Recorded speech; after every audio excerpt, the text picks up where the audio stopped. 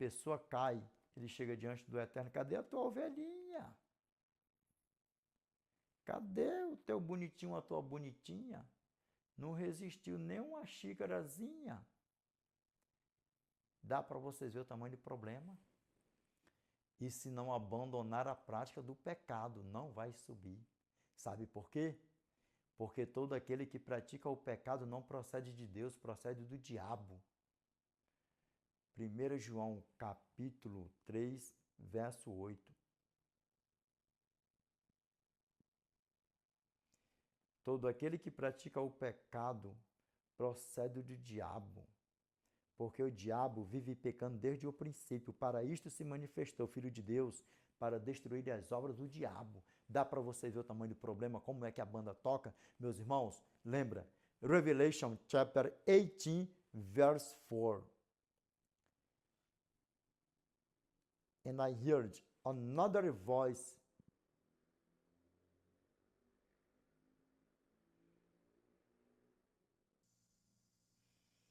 Meus irmãos, vamos lá. Revelation chapter 18, verse 4. Pay attention, please.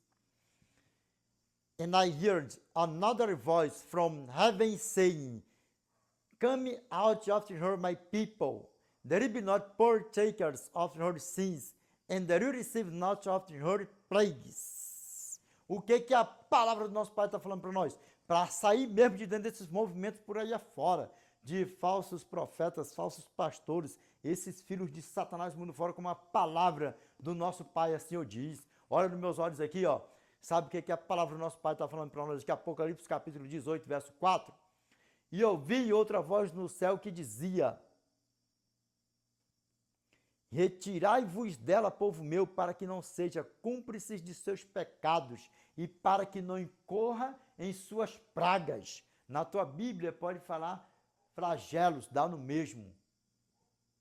Saia fora desse ninho de Satanás, mundo fora por aí afora. Sabe por quê? Porque no final das contas, se morrer seduzido por Satanás, enganado por Satanás, já era. Já era. Dá para vocês verem o tamanho do problema?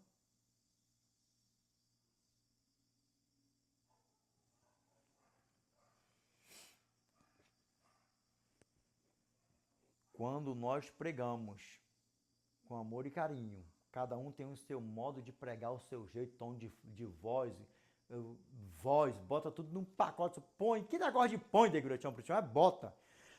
Com o nosso portuguesão, abrenhadão, arroçalhadão, aparaibadão, e com o nosso dicionarão, arroçalhadão, aparaibadão. Bota aí aparaibadão, aparabadão, bota tudo num pacote só por aí afora. Sabe por quê? Porque o evangelho do nosso Pai, ele pregado simples, todo mundo entende. Na simplicidade, sem esse negócio de muita coisa, de não sei o quê, palavras difíceis, isso, aquilo, outro.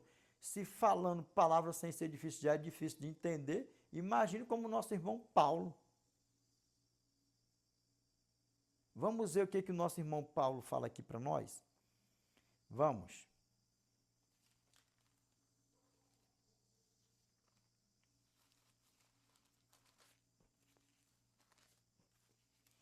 Bora ver aqui em relação ao nosso irmão Paulo.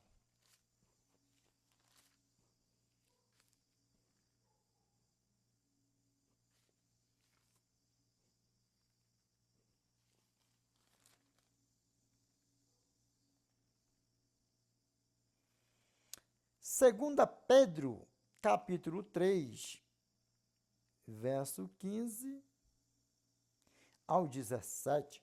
Sabedoria zona que o nosso irmão Paulo tinha, que por isso que muito se perde nas escrituras dele. Uma hora ele fala que a lei foi abolida, outra hora ele fala que a lei tem que ser cumprida. Só que para quem verdadeiramente não está nem aí para os princípios do eterno, entende como quer, pela desobediência. Lembra, lei moral, lembra, quantas leis, quais são elas e quantas leis, bota tudo no inverso e reverso. Quantas leis nós temos na Bíblia? 4 leis. Primeira, a lei moral, que é a lei dos 10 mandamentos, que revela o caráter do eterno. Fala nisso. Pergunta o teu pastor aí. O que significa os 10 mandamentos? Segunda, a lei civil. Terceira, a lei da saúde, a lei alimentícia. E a quarta, a lei cerimonial, porque quando nosso irmão Paulo fala que a lei para nada aproveita, por quê?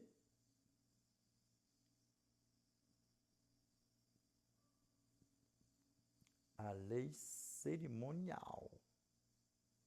Essa sim já não está mais em vigor porque Cristo foi o Cordeiro Pascal. Lembra? Hebreus capítulo 7, verso 1 ao 28, ele todinho só fala da lei cerimonial. Se você pegar todos os textos, fala ali, ó, sacerdote de Cristo, sacerdote dos levitas, e vai colocando tudo no pacote só. Quando chega no verso 19, ele fala assim, ó, pois a lei nunca aperfeiçoou coisa alguma. E por outro lado, se introduz a esperança superior, pela qual nos achegamos a Deus. Dá para você ver o tamanho do problema, como é que a banda toca? A lei cerimonial. Por quê? Porque Cristo foi o Cordeiro Pascal. Todo capítulo 7 de Hebreus, verso 1 ao 28, fala da lei cerimonial. Separe isso aí. Amém? Vamos ver aqui o que a palavra do nosso Pai fala para nós. Meus irmãos, mais 2 leiturinhas aí para nós fazermos o fechamento do vídeo com chave de ouro. Pegou, jovens, aí como é que faz aí? Para não dar jogar aquele baldão de água fria na igreja, ou no ouvinte, no telespectador, no espectador por aí afora, no ouvidor, nas redes sociais. No púlpito da igreja, você pode falar tanto no púlpito da igreja, como em um vídeo. Meus irmãos, nosso sermão de hoje, nosso tema de hoje, vai durar 30 minutos, 40 minutos, 1 hora, 2 horas, 3 horas. Bota aí, vai botando tudo no pacote só. Ou no púlpito da igreja. Meus irmãos, nosso tema de hoje aí vai durar 1 hora, 1 hora e 10 por aí afora. Você já está falando na abertura do vídeo, não tem problema nenhum. E no decorrer do vídeo, como eu fiz aqui agora, você também pode falar, não fala no começo, ou fala no começo, fala também quando estiver verdadeiramente perto de finalizar o tema, o vídeo. Aí você faz igual o Degrechão Prichão. Pode abrir até a Bíblia na última leitura, na penúltima leitura, faltando 2 leituras. Você abre, meus irmãos, vamos aqui para a palavra de Deus, vamos lá. Ó. 2 Pedro, capítulo 3, verso 15 ao 17. Aí você pode fechar a Bíblia, falar, meus irmãos, mais 2 leiturinhas aí para nós fazermos o fechamento do vídeo, amém? Aprendeu com o Degrechão Prichão? Vamos lá, ó. Aqui, ó. 2 Pedro, capítulo 3, verso 15 ao 17. E tende por salvação a longanimidade do nosso Senhor, como igualmente o nosso amado irmão Paulo vos escreveu, segundo a sabedoria que lhe foi dada. Aí, ó.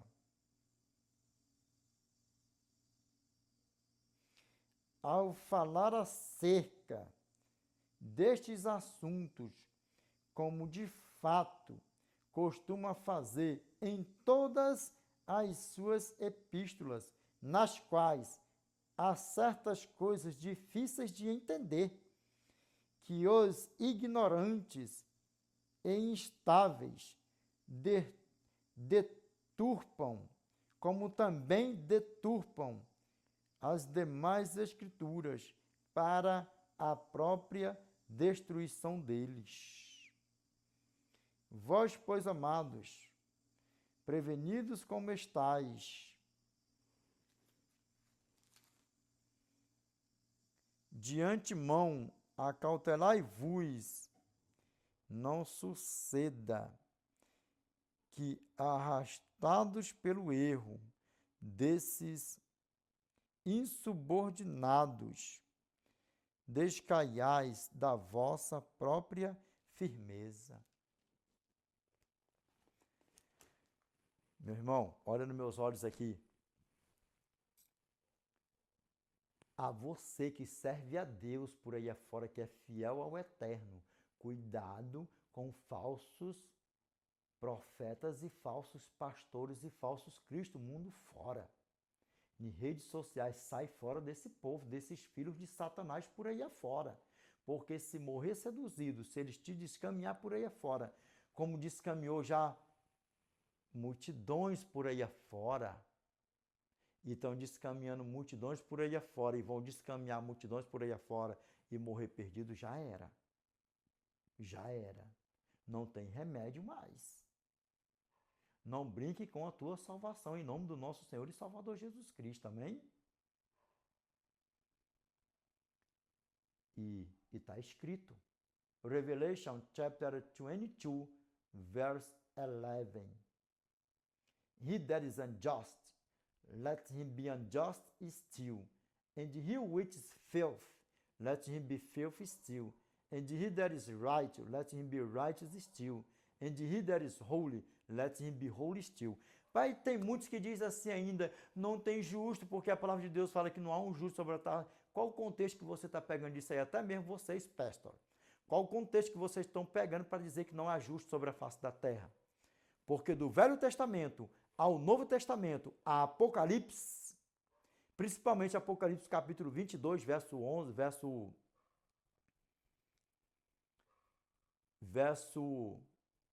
verso 12, já fala. Apocalipse capítulo 22, verso 11, já fala dos justos. Dos justos. E sem falar outras passagens que tem por aí afora. Vamos captar aqui o que eu li aí agora. Apocalipse capítulo 22, verso 11. Continue o injusto, ainda sendo injusto. Continue o imundo, ainda sendo imundo. E o justo continue na prática da justiça. E o santo a santificar-se. Ué, mas não tem justo? Tem justo sim. Só que em que contexto? Pastors, olha para mim, para a honra e glória do nosso Pai, dentro das minhas bitucas, dos meus olhão, cor de mel, olha dentro dos meus olhos, quem te disse que não há justo sobre a face da terra? Quem te disse? E nós vamos discorrer aqui, não para nós dar um acréscimozinho, colocar num pacote esse espólio, spoiler here. Quem disse para você, pastor, que tem uma teologata, ou duas, ou três, ou 10, ou 1000 teologatas que não existe, que não existiu, que não existe e que não existirá justo na terra até Cristo voltar? Porque Apocalipse capítulo 22, verso 11 já está dizendo que quando a porta da graça se fechar, continua o injusto ainda sendo injusto, o imundo ainda sendo imundo,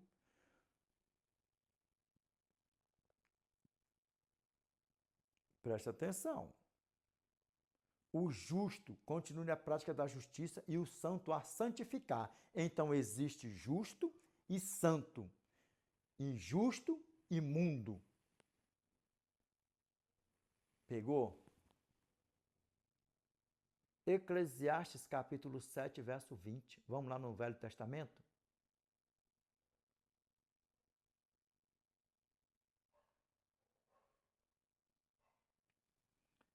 Eu quero que você pegue isso aqui, ó. Não há um justo sobre a face da terra que faça o bem e que não peque. Não há um justo sobre a face da terra que faça o bem e que não peque. Aqui está dizendo que não há justo sobre a face da terra, não está dizendo nada disso. Aí, mas lá no Novo Testamento vai dizer que não há um justo sobre a face da terra. Em que contexto que você está pegando isso aí, pastor, para você dizer, jogar em redes sociais por aí que não há um justo sobre a face da terra? Então, Apocalipse está mentindo? Eclesiastes está mentindo? Eclesiastes capítulo 7, verso 20. Não há um justo sobre a face da terra que faça o bem, que não peque. Que não peque, porque peca. Lembra bem disso. 1 João, capítulo 1, verso 8 ao 10. Se dissermos que não temos pecado nenhum, a nós mesmos nos enganamos e a verdade não está em nós. Mas, olha como é lindo, beautiful.